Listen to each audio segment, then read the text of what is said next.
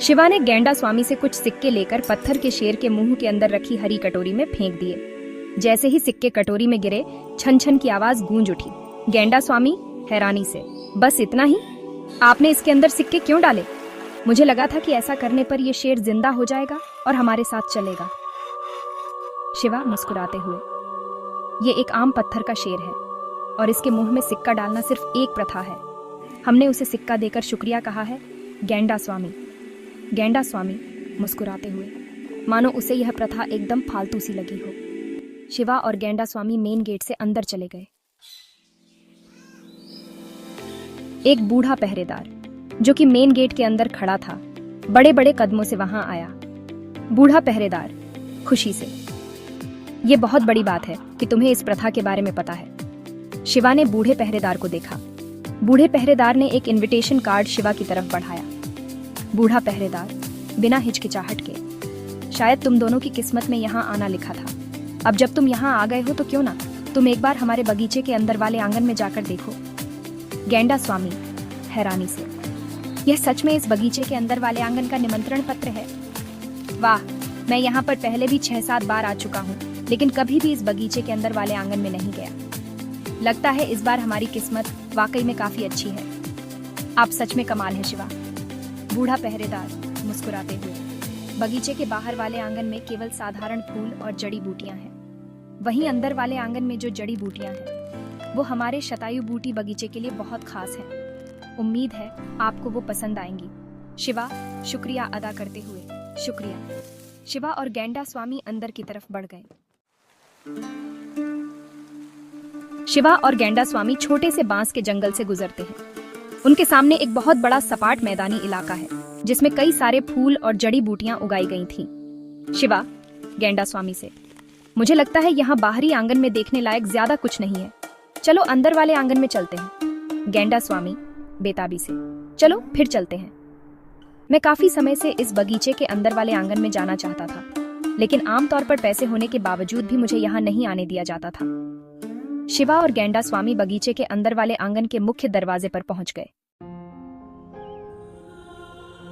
शिवा और गेंडा स्वामी को एक ठंडी और घबराई हुई आवाज सुनाई दी। रोहिणी घबराई हुई बोली, शिवा तुम यहाँ क्या कर रहे हो? शिवा ने नजरें उठाकर देखा तो सामने रोहिणी खड़ी थी। रोहिणी हैरानी से बोली, हैं? रोहिणी, क्या तुम इन्हें जानती हो? ए मिस्टर, तुम्हें पता है ना यहाँ केवल अमीर और बड़े लोग ही आ सकते हैं? गेंडा स्वामी हंसते हुए बोले, ओह खूबसूरत हसीनाओं, हम जानते हैं कि यहाँ केवल अमीर और बड़े लोग ही आ सकते हैं, लेकिन क्या हम शक्ल से अमीर नहीं लगते? हाँ, खैर छोड़ो, ये लो हमारा निमंत्रण पत्र। गेंडा स्वामी ने इनविटेशन कार्ड आगे बढ़ा दिया। कावेरी शर्मिंदगी से बोली, ओह माफ कीजिएगा, लेकिन यह निमंत्रण पत्र आपको कहाँ से मिला? शिवा कड़क आवाज में बोले, क्यों, क्या हुआ, कोई समस्या है? दूसरी लड़की हिचकिचाहट से बोली, कावेरी इन्हें अंदर जाने देते हैं। कावेरी मुस्कुराते हुए बोली, अब जब आपके पास निमंत्रण पत्र है तो आपका स्वागत है, प्लीज अंदर आइए। शिवा और गेंडा स्वामी अंदर चले गए। कावेरी ने रोहिणी से पूछा, अरे रोहिणी, तुम उसे देखते ही इतना डर क्यों गई थी? कौन है वो? रोहिणी डरते हुए बोली, ये वही लड़का है जिसके बारे में मैंने तुम्हें कल बताया था, वही जिसने चांदनी बार में लोगों को बुरी तरीके से मारना शुरू कर दिया था। कावेरी नाराज होते हुए बोली, क्या? ये मीनाक्षी का भाई है। ये वही बेशर्म है जिसने तुम्हारी नौकरी छीन ली। ये कुछ ज्यादा ही घमंडी नहीं है? लेकिन इसका बाप तो एक गरीब टैक्सी ड्राइवर है ना। तुम इससे मत डरो, तुम्हें वो भारत याद है जो आज सुबह सबसे पहले यहाँ आया था। वो इससे काफी ज्यादा ताकतवर है, वो इसे सबक सिखा देगा। रोहिणी सिर झटकते हुए बोली, अरे यार, ये शिवा भी लड़ना जानता है और ये तो सूर्या रंगनाथन को भी जानता है। मेरी वो नौकरी छूटना मेरी बदकिस्मती मान लो और ये सब भूल जाओ। कावेरी नाराजगी से बोली, अरे ऐसे कैसे भूल जाऊं? एक अच्छी बहन होने के नाते मैं तुम्हें ऐसे परेशान होते हुए नहीं देख सकती। मीनाक्षी इतनी खूबसूरत है तो उसके ऊपर तो गंदे लोगों की नजर होगी ही। और अगर उसका ये भाई लड़ना जानता है तो इससे मुझे कोई फर्क नहीं पड़ता, समझी? अब तुम बस देखती जाओ मैं उसके साथ क्या करती हूँ। कावेरी की नजर इनविटेशन कार्ड पर गई और उसने जल्दी से उसे दूसरी लड़की के हाथ से ले लिया। कावेरी कुटिल मुस्कान के साथ बोली, मेरे पास एक तरीका है। मेरे पास कोई है जो उस शिवा से हिसाब चुकता करने में हमारी मदद कर सकता है। शिवा और गैंडा स्वामी अंदरूनी आंगन के अंदर आते हैं। शिवा ने एक नजर आंगन से लगी पहाड़ी घाटी की तरफ देखा, जो कि पूरी तरह से फूलों से भरी हुई थी। शिवा ने नजरें घुमाते हुए कहा, यहाँ हर जगह नौजवान लड़के लड़कियां तस्वीरें लेते हुए नहीं घूम रहे थे, बल्कि यहाँ सिर्फ वही लोग थे जिन्हें जड़ी बूटियों में खास दिलचस्पी थी। गैंडा स्वामी के चेहरे पर भी हैरानी के भाव थे। उसने मुस्कुराते हुए कहा, गैंडा स्वामी मुस्कुराते हुए, ये जगह सच में काफी अच्छी है। मैंने कहा था ना, यहाँ के मालिक का चीजें छिपाने का हुनर काबिले तारीफ है। देखो यह जगह कितने रहस्यों से भरी है। शिवा खिलखिलाकर हंस पड़ा। फिर उसने अपने आसपास नजरें घुमाकर उस पूरे फूलों के बागान को देखा। शिवा, वैसे यह जगह इतनी भी बुरी नहीं है।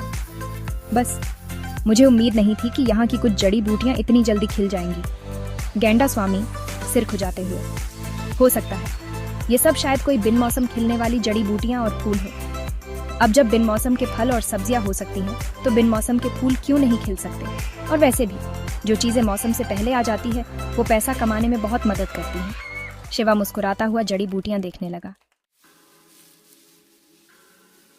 शिवा को वहां कुछ खास जड़ी बूटियां दिखाई दी।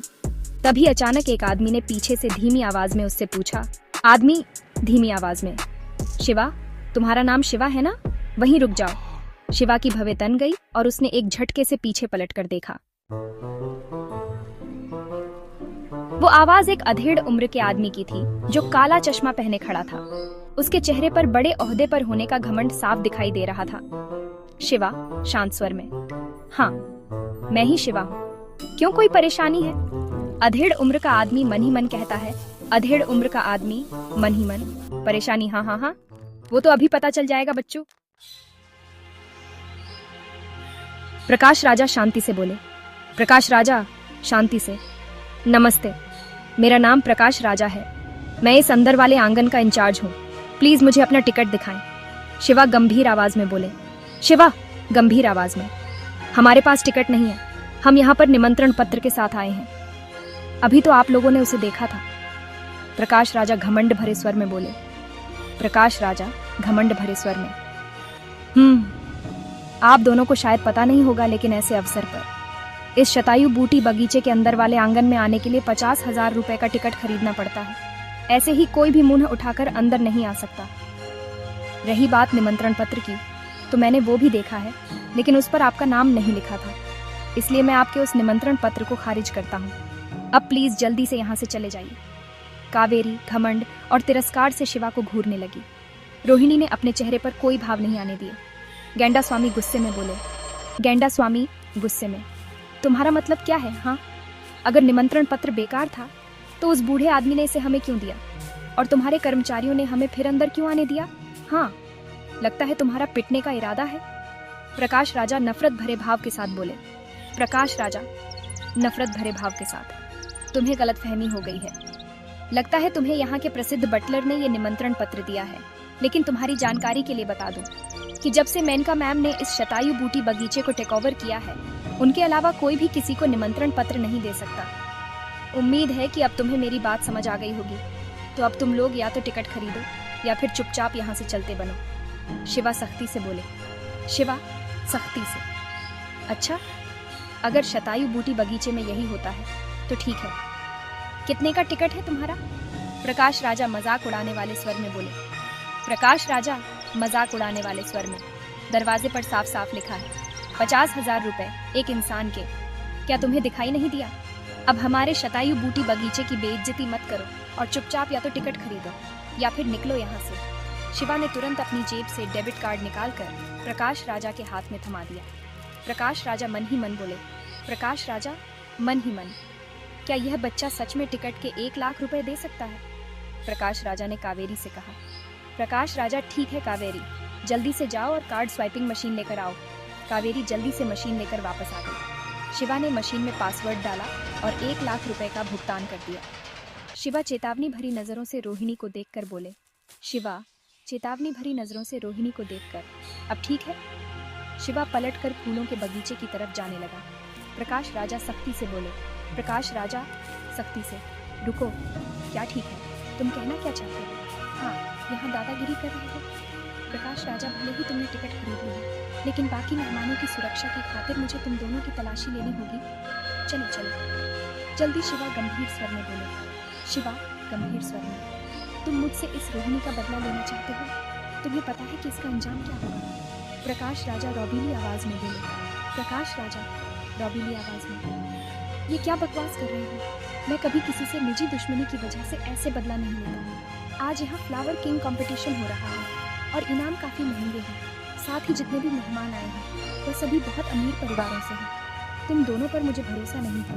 क्या पता तुम कुछ चुरा लो या किसी को नुकसान पहुंचा दो, तो इसलिए यहाँ का इंचार्ज होने के नाते मुझे तुम्हारी तलाशी लेनी होगी। गेंडा स्वामी चिल्लाकर बोले। गेंडा स्वामी चिल्लाकर, ओए अपनी बकवास बंद कर, समझा? तू चिल्ला किस पे रहा है? हाँ, तुझे क्या लगता कि मैं तुझे मार नहीं सकता? गेंडा स्वामी ने एक हाथ से प्रकाश राजा का कॉलर पकड़ लिया और दूसरे हाथ से उसे मारने ही वाला था कि तभी उन्हें पीछे से एक आवाज सुनाई दी। ये क्या हो रहा है यहाँ पर? तुम लोग किसके इजाजत से इस बगीचे में आए हो? ये मेरा बगीचा है और मुझे किसी की इजाजत की जरूरत नहीं है। तुम कौन होते हो सवाल पूछने वाले? मेनका जी, कृपया शांत हो जाइए। शिवाजी, हमें यहाँ कोई परेशानी नहीं करनी चाहिए। शिवा और मेनका के बीच तनातनी बढ़ती जा रही थी और प्रकाश राजा ने स्थिति को संभालने की कोशिश की। रुको, सभी रुक जाओ, क्या हो रहा है यहाँ पर? सभी ने पलटकर आवाज की दिशा में देखा तो उन्हें पीछे से कुछ लोगों का एक झुंड उनकी तरफ आता हुआ दिखाई दिया। उनमें सबसे आगे दो बेहद खूबसूरत लड़कियां चल रही थीं और बाकी सभी उनके पीछे पीछे आ रहे थे और लोगों के आसपास होने के कारण उन दोनों लड़कियों की खूबसूरती और ज्यादा असाधारण लग रही थी। शिवा की नजर भीड़ से होकर उनकी तरफ गई। जब उसने उनमें से एक लंबे पैरों वाली सुंदर लड़की को देखा तो उसके चेहरे पर हैरानी के भाव आ गए और उसने गेंडा स्वामी को रुकने और सीधे खड़े होने का इशारा किया। तभी वहां मौजूद लोग आपस में बातें करने लगे। ओह, लगता है मेनका जी यहाँ आ गई है। अब तो इनकी खैर नहीं। इन दोनों को सच में पता नहीं है कि मेनका जी के इलाके में तमाशा करने का अंजाम क्या होता है। जब प्रकाश राजा, कावेरी और रोहिणी के साथ बाकी सभी ने इन लंबी और अदब से भरे हाव भाव वाली लड़कियों को अपनी तरफ आते हुए देखा तो वो जल्दी से उनका स्वागत करने के लिए आगे बढ़ने लगे, मानो कोई पालतू जानवर अपने मालिक के आ जाने पर उसके आसपास दुम हिलाने लगता है। क्या हो रहा है यहाँ? ये इतना हंगामा क्यों खड़ा किया है?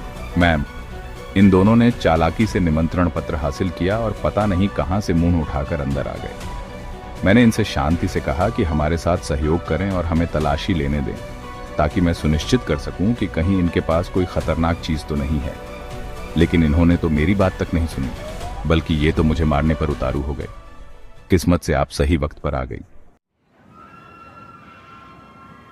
प्रकाश राजा की बात सुनकर गेंडा स्वामी ने गुस्से में चिल्लाकर कहा, तेरी तो चुप कर बज्जात, झूठा कहीं का। उस बाहर खड़े बूढ़े बटलर ने हमें वो निमंत्रण पत्र दिया था, फिर भी हमने पूरे 1 लाख रुपए खर्च किए टिकट खरीदने के लिए। हमारे साथ यहाँ पर इतने सारे लोग हैं, इनकी तलाशी क्यों नहीं ली गई? तुम लोग चाहते हो कि हम यहाँ सबके सामने अपने कपड़े उतारे? क्या इसी तरीके से तुम्हारा ये शतायु बूटी बागीचा मेहमानों के साथ व्यवहार करता है? जब मेनका ने ये सब सुना तो उसके चेहरे के भाव फौरन बदल गए। दरअसल उसे भी नहीं पता था कि लाल शेर के मुंह में सिक्के डालने की कोई प्रथा है। जब नायर खानदान के पुराने बटलर ने शिवा को उस प्रथा का पालन करते देखा तो इनाम के तौर पर उसे वो निमंत्रण पत्र दे दिया, क्योंकि वहां आए इतने लोगों में से केवल शिवा ने ही उस प्रथा का सम्मान किया था। मेनका को इस बारे में कुछ भी पता नहीं था, पर वो इतना जरूर समझ चुकी थी कि वहां चीजें जितनी साधारण दिख रही हैं उतनी है नहीं। मेनका, मैम मैं इस आदमी को जानती हूँ। इसका नाम शिवा है। ये एक गुंडा है जिसने मेरे सामने चांदनी बार में तोड़फोड़ की थी। हमारे यहाँ पर काफी सारे इज्जतदार मेहमान आए हुए हैं। देखिए, यहाँ तक कि मिस भार्गवन भी यहाँ मौजूद हैं। हम तो बाकी लोगों की सुरक्षा के लिए ये सब कर रहे हैं। रोहिणी के इतना कहते ही सभी लोगों की नजरें उस दूसरी खूबसूरत लड़की पर गई जो मेनका के साथ आई थी। वो और कोई नहीं बल्कि भार्गवन खानदान के मुखिया कृष्ण भार्गवन की पोती पल्लवी भार्गवन थी। पल्लवी ने अपनी यूनिवर्सिटी की पढ़ाई 21 साल की उम्र में खत्म की थी और वह अब भार्गवन खानदान के बिजनेस को संभालने में कृष्ण भार्गवन की मदद कर रही थी।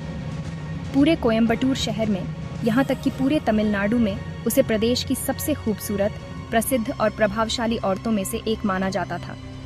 उसका आज यहाँ आना ही बहुत बड़ी बात थी। बहरहाल रोहिणी की बात सुनकर वहां मौजूद सभी लोग अपनी अपनी अटकलें लगा ही रहे थे कि तभी पल्लवी ने तीखे लहजे में कहा, अच्छा, तो अब शतायु बूटी बगीचे के लोग मेरे दोस्त की तलाशी लेना चाहते हैं। यह मेरे दोस्त शिवा हैं। अगर इनकी तलाशी ली जाएगी तो तुम्हें मेरी भी तलाशी लेनी होगी। मैं भी देखती हूँ कौन मेरी तलाशी लेना चाहता है। अब सब चुप क्यों हो? बताओ, कौन लेगा मेरी तलाशी? यह सुनकर वहां मौजूद सभी लोग दंग रह गए और सोचने लगे। पल्लवी की बात सुनकर मेनका घबरा गई। वह जानती थी कि अगर किसी ने पल्लवी को हाथ भी लगाया तो भार्गवन खानदान के लोग पूरे शतायु बूटी बगीचे को राख के ढेर में बदल देंगे। इसीलिए उसने जल्दी से कहा, S3 media group, woman looking surprised, woman with raised eyebrows at stock at distribute _equally. क्या पल्लवी भार्गवन ने सच में कहा कि शिवा उनका दोस्त है और उन्होंने कहा कि उनकी भी तलाशी ली जाए? आखिर उस शतायु बूटी बगीचे में किसके अंदर इतना दम है जो मिस भार्गवन की तलाशी लेने की हिम्मत करेगा? अरे पल्लवी, ये तुम कैसी बेतुकी बातें कर रही हो? हम भला तुम्हारी तलाशी क्यों लेंगे? इतना कहते हुए मेनका तुरंत पल्लवी के पास गई और उसने पल्लवी के हाथों को पकड़कर एक प्यारी सी मुस्कान के साथ कहा, तुम बुरा मत मानो, मुझे लगता है मेरे लोगों से जरूर कोई गलती हुई होगी। मेनका उस शतायु बूटी बगीचे की मालकिन थी। बेशक वह भी बहुत खूबसूरत थी। दोनों का नाम, रुतबा, इज्जत सब कुछ बराबरी का था। और अब जब वह दोनों ही आपस में धीमी आवाज में बात कर रही थी तो सबको लगा बात आई गई हो गई। लेकिन पल्लवी के चेहरे पर नरमी का नामो निशान तक नहीं था। नहीं मेनका, यह कोई मजाक नहीं है जो मैं बुरा नहीं मानूंगी। अगर तुम मेरे दोस्त की तलाशी लेना चाहती हो तो तुम्हें मेरी भी तलाशी लेनी होगी। शांत हो जाओ पल्लवी, इस गलतफहमी के लिए मैं अपने कर्मचारियों की तरफ से तुमसे माफी मांगती हूँ। जब वहाँ मौजूद बाकी सभी लोगों ने यह सुना तो वो हक्के बक्के रह गए। जाहिर सी बात थी कि पल्लवी भार्गवन बहुत गुस्से में थी और जिस तरह से पल्लवी की परवरिश हुई थी वह बिना वजह इतनी आसानी से गुस्सा नहीं होती थी। इसीलिए वहाँ मौजूद सभी लोगों को ऐसा लग रहा था कि शिवा और गैंडा स्वामी, जो कि उनके लिए दो अनजान शख्स थे, वह शायद पल्लवी भार्गवन के लिए काफी ज्यादा महत्वपूर्ण थे। अब तक प्रकाश राजा, कावेरी और रोहिणी तीनों का ही चेहरा पीला पड़ चुका था। वह तीनों तो केवल शिवा को सबके सामने शर्मिंदा करना चाहते थे और इसलिए उन्होंने वहाँ के सारे नियम तोड़कर शिवा की तलाशी लेने वाली बात कही थी। लेकिन वो सोच भी नहीं सकते थे कि उन्हें अपने किए की इतनी बड़ी कीमत चुकानी पड़ेगी। पल्लवी की बात सुनकर तो मेनका के चेहरे पर भी हवाइयां उड़ने लगी थी। मेनका इस वक्त अमीर और इज्जतदार लोगों के बीच घिरी हुई थी और ये सब तमाशा वहाँ उनके सामने ही चल रहा था। ये उसके शतायु बूटी बगीचे के लिए काफी शर्मिंदगी की बात थी। इसीलिए उसने अपनी आवाज धीमी करके कहा, S4 media group, women whispering, women speaking quietly at stock at distribute _equally. माफी मुझसे? माफी तो तुम्हें मेरे दोस्त से मांगनी चाहिए। प्रकाश, ये तुम क्या कर रहे हो? हम कब से मेहमानों की तलाशी लेने लगे हैं। अगर तुम्हारी इनसे कोई निजी दुश्मनी है तो इसमें मेरे बगीचे को बीच में मत घसीटो, समझे? इसके बाद उसने तुरंत शिवा की तरफ मुड़कर कहा, S3 I am sorry ma'am, मुझे माफ कर दीजिए। यह सुनकर शिवा की आंखों में गुस्से का हल्का संकेत नजर आया और उसने कहा, S3 शिवा, हमसे गलती हो गई, लेकिन आप तो बड़े दिल वाले हैं, प्लीज हमें माफ कर दीजिए। यह सुनकर प्रकाश राजा हक्का बक्का रह गया। उसने उम्मीद नहीं की थी कि शिवा अभी भी गुस्से में होगा। उसे इस बात का भी एहसास था कि अगर वो ऐसी पब्लिक प्लेस पर शिवा जैसे आम आदमी से माफी की भीख मांगेगा तो ये उसके यानी शतायु बूटी बगीचे के इंचार्ज के लिए बहुत बड़ी शर्मिंदगी की बात होगी। इसीलिए उसने बात को संभालते हुए कहा, S1 media group, man trying to calm a situation, man with a defensive posture at its stock at a distribute _equally। क्यों तुम इतनी जल्दी माफी क्यों मांग रहे हो? अब तुम्हारा वो घमंड से भरा चेहरा कहाँ गया? लेकिन शिवा का इस मामले को इतनी आसानी से रफा दफा करने का कोई इरादा नहीं लग रहा था। उसने कड़क आवाज में कहा, S3 media group, man speaking firmly, man with stern expression and Poynting eight stock at distribute _equally. लगता है मेरे छोटे भाई जैसे शिवा मजाक कर रहे हैं। अगर आपने पहले ही बता दिया होता कि आप मिस पल्लवी के दोस्त हैं तो हमें ऐसी गलतफहमी होती ही नहीं। अब प्लीज अपना बड़प्पन दिखाइए और मुझे माफ कर दीजिए। अब तक कावेरी को समझ आ चुका था कि अगर अभी शिवा ने इस मामले को रफा दफा नहीं किया तो वो और उसकी बहन दोनों काफी परेशानी में आ सकती हैं। इसीलिए उसने तुरंत विनम्रता का नाटक करते हुए कहा, S1 media group, woman speaking with a serious expression, woman acting humble at stock at distribute underscore equally. अच्छा, और अगर मैं बड़प्पन ना दिखाऊं तो? शिवा, ये सब मेरी गलती है, प्लीज हमें माफ कर दो। शिवा, प्लीज तमाशा मत बनाओ, मीनाक्षी की खातिर ही हमें माफ कर दो। मैं सच में दोबारा कभी ऐसा नहीं करूंगी। लेकिन इससे पहले कि रोहिणी अपनी बात पूरी कर पाती, शिवा चलकर उन दोनों के पास आ गया और उसने उन दोनों लड़कियों के गालों पर जोरदार तमाचा जड़ दिया। ये देखकर उन दोनों लड़कियों के साथ साथ बाकी सभी लोग भी हैरान रह गए। किसी ने सोचा तक नहीं था कि शिवा एक लड़की पर हाथ उठाएगा। ये देखकर मेनका और पल्लवी दोनों ही हड़बड़ाती हुई आगे की तरफ आई और उन्होंने कहा, रुको रुको, प्लीज मारपीट मत करो। अब तक आसपास के कई सारे ग्राहक उनके इर्द गिर्द जमा हो चुके थे। उन सभी को लगा था कि शिवा भी उन सभी की तरह एक जेंटलमैन है और उन्होंने उम्मीद नहीं की थी कि वो इस तरह दो मासूम और प्यारी सी लड़कियों को थप्पड़ मार देगा। मेनका को भी यह बर्दाश्त नहीं हुआ। शिवा उसके सामने उसी के स्टाफ की लड़कियों पर हाथ उठा रहा था। वो ऐसे ही वहां खड़े तमाशा नहीं देख सकती थी, क्योंकि वो अपने उसूलों की पक्की थी। उसके हिसाब से औरतों पर हाथ उठाना गलत था तो मतलब गलत था, और उसे इससे कोई फर्क नहीं पड़ता कि सामने वाला ग्राहक है या फिर कोई कर्मचारी। इसीलिए उसने कड़े स्वर में कहा, बस बहुत हुआ। शिवा, ये तुम क्या करने की कोशिश कर रहे हो? हाँ, जब इन्होंने तुमसे माफी मांग ली तो फिर तुमने इन पर हाथ क्यों उठाया? शिवा ने उसे अजीब तरीके से देखते हुए गंभीर आवाज में कहा, यह सही है, पहले इंसान को सारी दुनिया के सामने जानबूझकर बेइज्जत कर दो, फिर माफी मांग लो। क्या तुम्हें लगता है कि इनकी ये माफी मेरे किसी काम की है? शिवा की बात सुनकर मेनका के पास कहने को शब्द ही नहीं बचे थे, इसीलिए वह तुरंत चुप हो गई। उसे चुप देखकर शिवा ने रोहिणी को घूर कर देखते हुए कठोर आवाज में कहा, और तुम इस बात को अपने दिमाग में बैठा लो।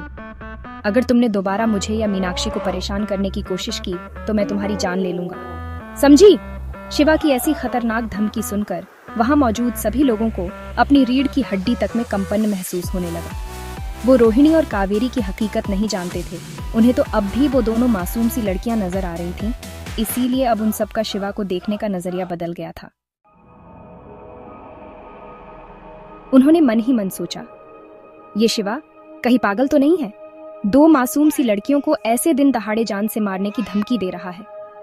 लेकिन रोहिणी और कावेरी ने शिवा से एक भी शब्द कहने की हिम्मत नहीं की और मुंह छिपाकर वहां से भाग गई।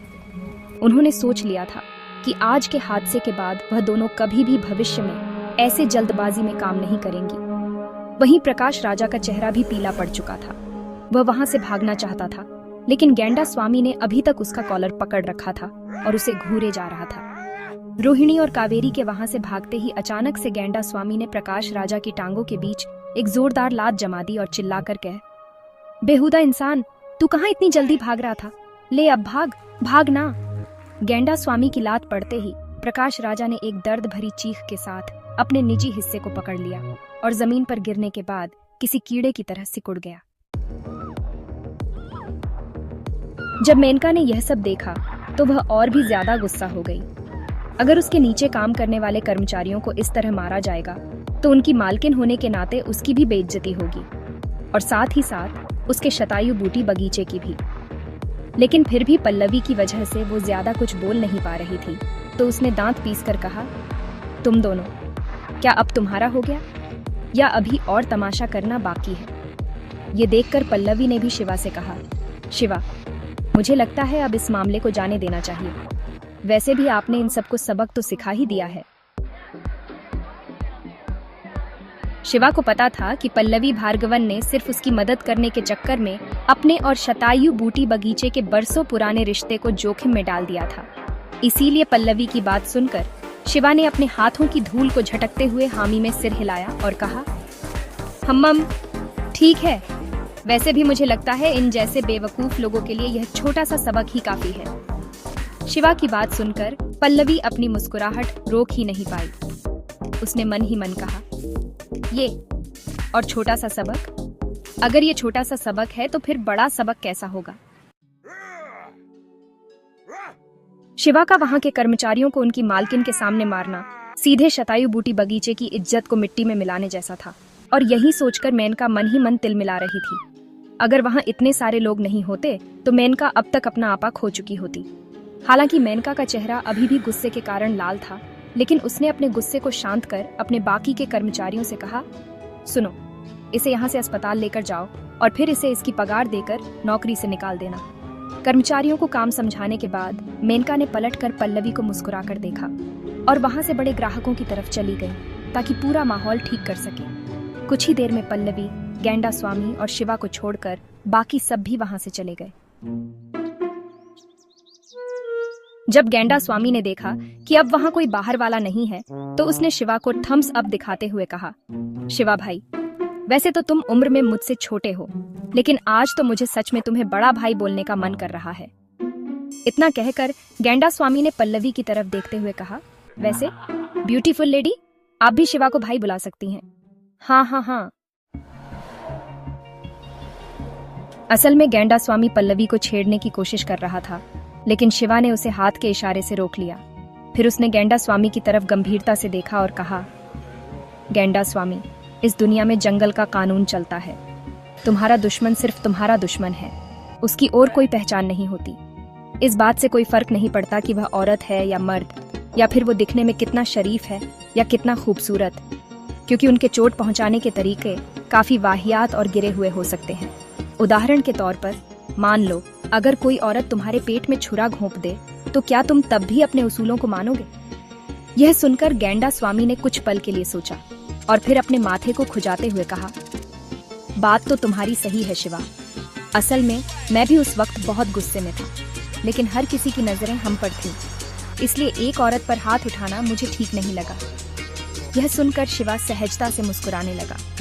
दरअसल धरती लोक पर लोग अपने उसूलों, नियमों और पारंपरिक बातों से बंधे हुए थे, पर शिवा उनमें से नहीं था। उसने नागलोक में कई लड़ाइयां लड़ी थीं और उसकी कई दुश्मन तो खूबसूरत औरतें ही थीं, लेकिन वो औरतें जितनी खूबसूरत थीं उतनी ही खतरनाक भी थीं, जो किसी को कच्चा चबा जाने के बाद उसकी हड्डियां तक निगल जाया करती थीं। बहरहाल शिवा ने गेंडा स्वामी की बात का जवाब देते हुए कहा, ऐसे बहुत से लोग होते हैं जिन्हें दूसरों को उसूलों और नियमों का ज्ञान देना तो आता है, लेकिन जब उन पर बीत रही होती है तो वह सब कुछ भूल जाते हैं। अगर तुम्हें अभी भी इस बात से फर्क पड़ता है कि दूसरे क्या कहेंगे, तो बेशक तुम भविष्य में पछताओगे।